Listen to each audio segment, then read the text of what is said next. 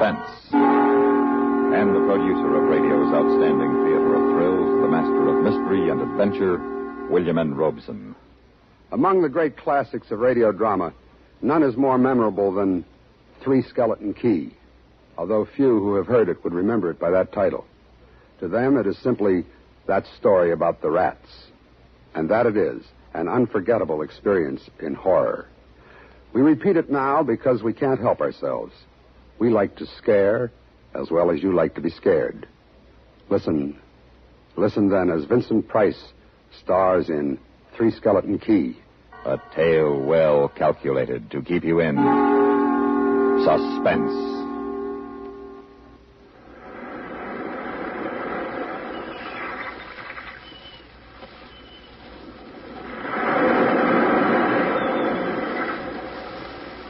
Try and picture this place. A gray tapering cylinder welded by iron rods and concrete to the key itself. A bare black rock 150 feet long, maybe 40 wide. That's at low tide. At high tide, just the light rising 110 feet straight up out of the ocean. And all about it, the churning water, gray-green, scum-dappled, warm as soup, and swarming with gigantic bat-like devilfish, great violet schools of Portuguese man-o'-war, and, yes, sharks, the big ones, 15-footers. And as if this wasn't enough, there was a hot, dank, rotten-smelling wind that came at us day and night off the jungle swamps of the mainland. A wind that smelled like death. Set in the base of the light is a watertight bronze door. And in you go, and up, round and round. Over the light storeroom is the food storeroom, and over the food storeroom is the bunk room, where the three of us slept. And over the bunk room is the living and cooking room, and over the living and cooking room is the light.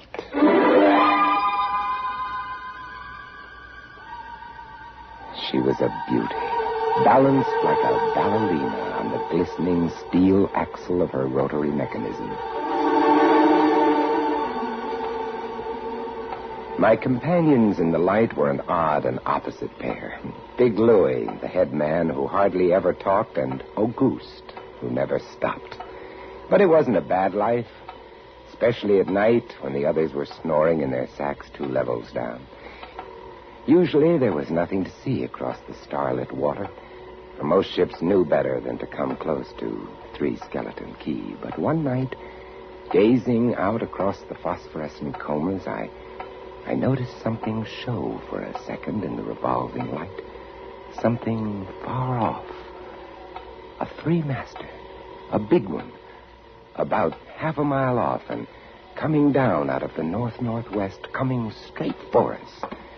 I went over to the gallery door and yelled, "Louie! Louie!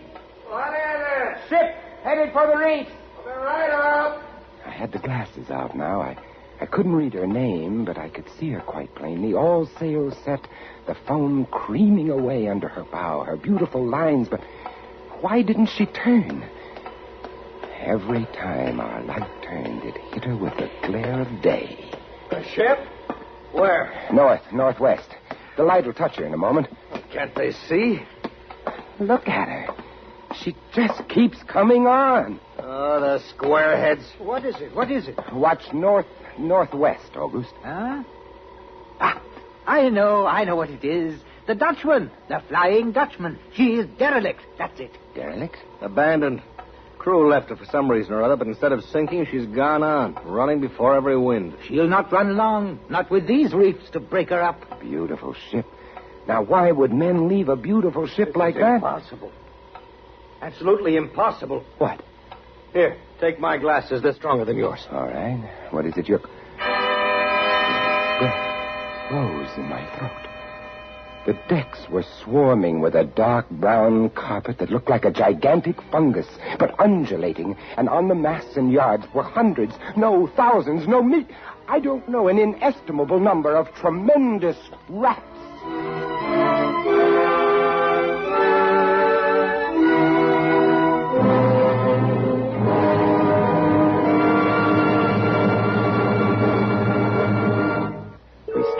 Three of us frozen in terror, peering through our binoculars, as the rat-covered ship gracefully, relentlessly bore down upon the quay, until at last, with a horrible certainty, splintering and grinding upon the rocks, she ran aground. Look, the rats on the water, like a carpet. They're swimming. Oh, sure, they're swimming. Those are ship's rats. But they're swimming for the rocks. The door below, it's open. Come on!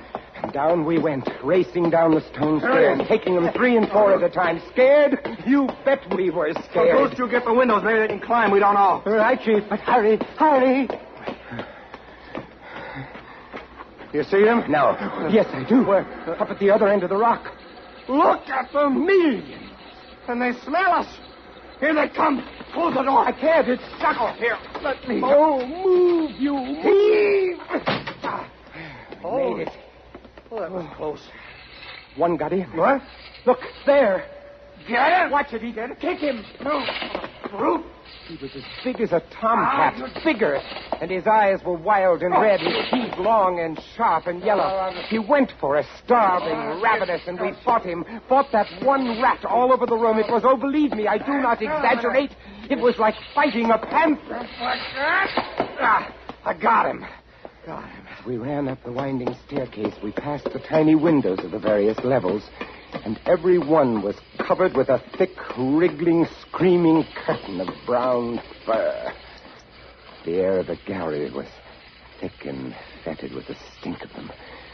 The light was dim, brown, filtered through the crawling mass that swarmed over the glass all about us.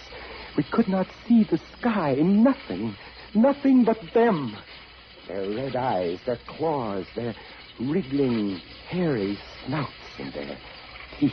What can we do? What can we do, Chief? Take it easy, old goose. Take it easy. Oh, I can't. I just can't. It won't do any good. It won't do any good to stand here and shake. Go away. Go away. Do you hear me? Go away. They won't go away. Not until the... So finish it, Chief. Not until what? Not until they've been fed.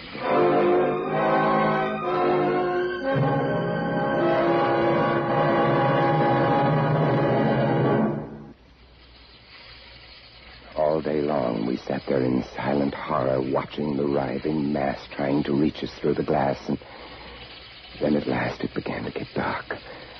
One side of the room was lit a soft, filtered red. Sunset through the rats. Very pretty. I set the wicks, checked my fuel, and then lit the lamp. It caught them, lit them in their gigantic, wriggling web of pale, hairless bellies, twitching red tails, bright eyes. And then I started the rotary motor.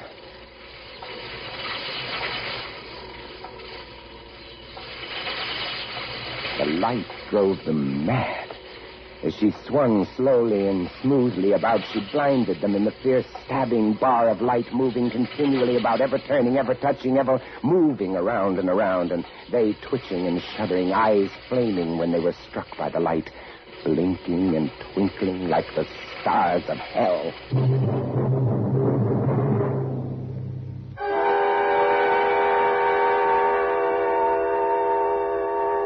You must make the most of any situation to endure it. And we found a way to entertain ourselves by teasing the rats. Sounds crazy, horrible? It was fun. We would get right up against the glass and make faces at them. It drove them crazy. They would scratch away, trying to get at our eyes. Louis was even cuter about it. He'd pull a piece of bread out of his pocket and press it against the glass. The rats would scramble into a solid ball, biting each other, clustering like grapes. From time to time, a whole lot of them would slip and fall the 110 feet to the surf below. Look at the sharks. They're eating them. The sharks are our friends. Oh, here, I'll get another bunch together. Here, little beauties. Yeah, that's it. Pile up. Kill each other. Yeah, there they go. Auguste joined in, too. Very ingenious, Auguste. He learned that if he spread-eagled himself against the glass, they'd bunch and bundle against his figure. Then he'd leap back. Look, my portrait in rats.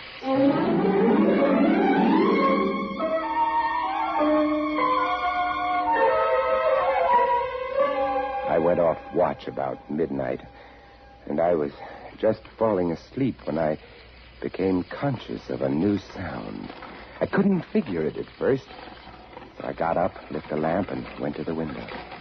Even as I looked at it, I saw one of the panes begin to sag in. They were eating the wood away. Louis, come quick. They found a way in. I held the glass with my hand. And now they were all going crazy, and assured of the success of this maneuver, they were nibbling away at the frame. Louis ran below and then returned with a large sheet of tin. We spread it against the window and hammered it into place. Even as we did so, we felt the heavy bodies thudding against the other side as the window gave way. That ought to hold. Yeah. If it doesn't, we're done for. Rats can't eat tin? No. What was that? I don't know. Well, that came from below. The storeroom window. They're in. They're swarming up the stairs. Drop the trap door. Right. Two of them got in. Huh? Go after them. We didn't have to go after them. They came at us. I leaped to one side and grabbed a marlin spike, swung and smashed one in midair. I whirled to see Louis with the other. It had ripped his hand open, and the blood was pouring all over the place. He held his hand aloft and kicked at the snarl trap. I stepped in, swung, and got it. My hand. He got my hand. That's both of them, Louis. I'll get you something to tie that up. Bleeding. Look at it. It's my blood. I'm bleeding. Don't worry about it, Louis. Now, look. I'll wind this kerchief about it. It'll be okay. There, now, it's not bad, just the flesh. Then I became conscious of a new sound. They were gnawing their way through the wooden trapdoor. I watched the planks, fascinated, and even as I did, it began to give way. A bristling, whiskery snout showed through. The gallery. The trapdoor in the gallery. It's sealed. Good. Come on.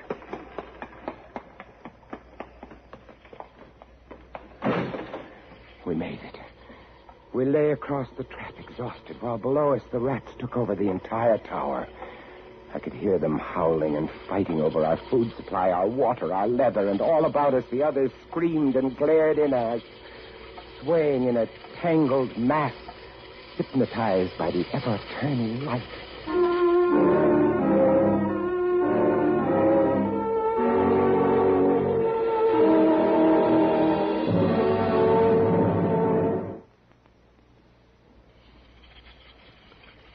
By morning, the air in the little room was horrible. Until now, we'd been getting air from the tower below. Now that was sealed off. And so was all our food and water. We lay exhausted, panting, waiting, and the hours crawled on. I was almost dozing from fatigue when I heard something that brought me to my feet. Would you like to come in, my beauty? Would you? I hold the powers of life and death, and I can let you in, you know. Auguste was standing by the glass, and in one hand he held a big wrench. He was tapping the glass gently, not quite hard enough to break it. I eased myself to my feet and slowly, very slowly, tiptoed toward him. All I have to do is tap just a little harder, and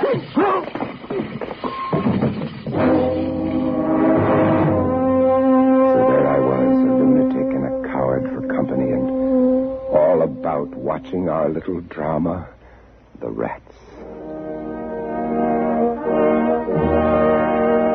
The following day we lay, thirst-tormented, starving, waiting, and the following night I again tended the light. But the small supply of spare wicking we kept in the gallery had become exhausted, and quite suddenly at about midnight, the light went out. There was nothing I could do. Wicks were stored 3 levels below. Nothing I could do, nothing. From time to time, I'd strike a match to see the clock. And when I did, it lit up the million red eyes about us. All about us, watching, waiting. Below it had grown quiet. They'd cleaned us out, and now they, too, were waiting. All waiting. And then the rats, quite suddenly, were silent. And then I heard it.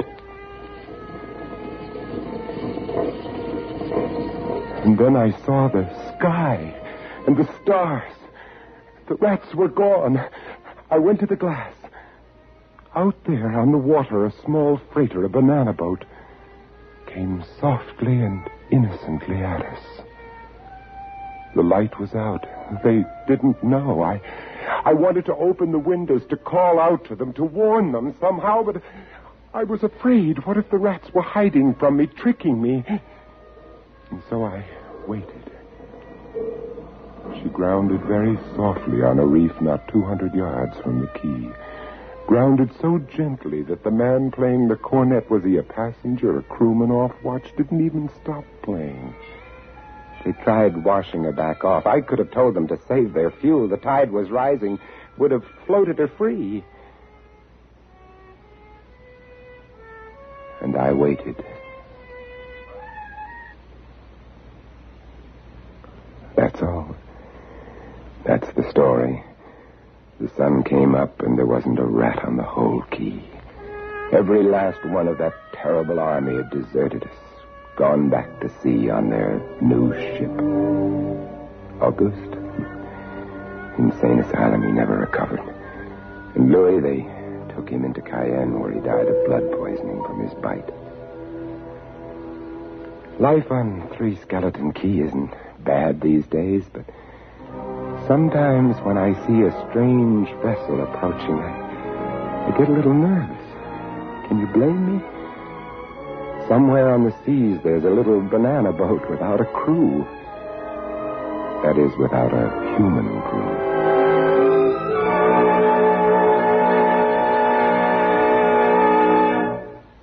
Suspense, in which Vincent Price starred in William N. Robeson's production of Three Skeleton Key, written by George Tudus and adapted for Suspense by James Poe. Supporting Vincent Price in Three Skeleton Key were Ben Wright and Lawrence Dobkin. Sound patterns by Tom Hanley and Bill James. Listen. Listen again next week when we return with another tale well calculated to keep you in suspense. Spooky Ventures is the home for spooky content and spooky merchandise on the web. Check it out today at spookyventures.com. And remember, always keep it spooky.